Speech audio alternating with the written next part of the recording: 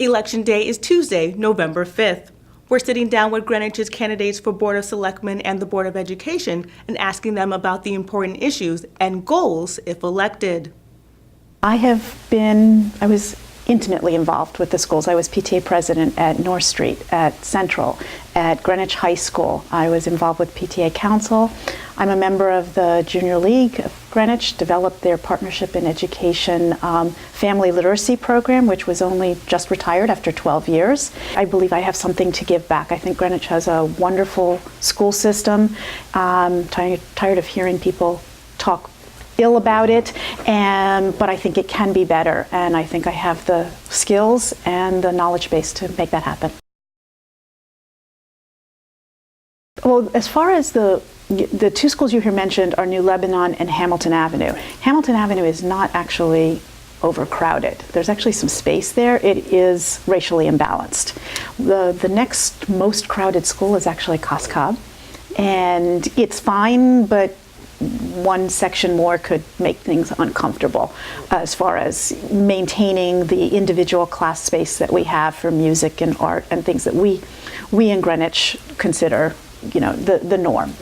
So it is actually, New Lebanon is the one that's in a very critical state. I would propose taking care of the space needs at New Lebanon with a renovated and/or new building, which are necessary from an educational standpoint. Greenwich has said we absolutely support our neighborhood schools. That neighborhood needs to be able to attend its school. In some cases, the schools are predominantly walking schools. They're close by. That is the case in New Lebanon and Hamilton Avenue and Riverside, parts of Cos Cob.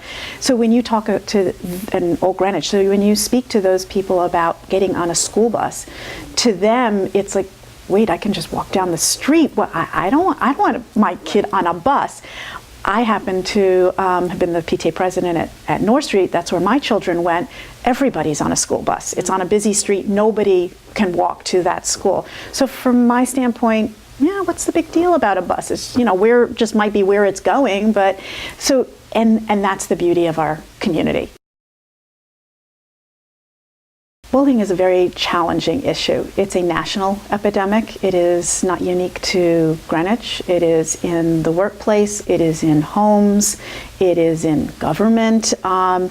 It's not just isolated at Greenwich High School. It's the public schools. It's private schools. The internet is a huge issue today. And how do you balance personal freedoms and freedom of speech with children who don't seem to understand the nature of an anonymous comment and how it might be perceived. One suggestion I have made is that we put together a commission of high school students where they're intimately involved. That student-to-student connection is, I think, an easier one for young people.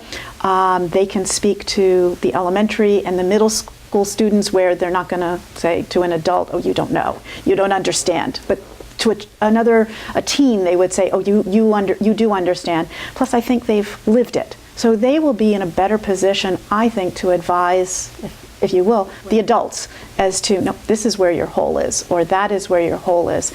And in general, I think we all as adults need to start modeling better behavior. We certainly should be asking questions. It shouldn't be a rubber stamp, but there is a productive, polite, and efficient way to go about gathering the information that's needed from the administration to answer the questions, to be able to take votes, and everything should be moving from the positive. I feel to close the achievement gap, we have to make the gap smaller at the start.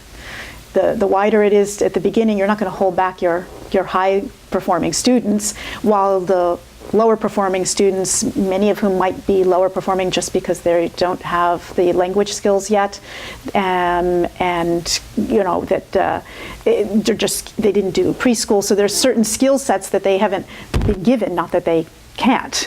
But in the meantime, the other ones have lapped them. We need to, as a district, look at what makes our most successful students successful.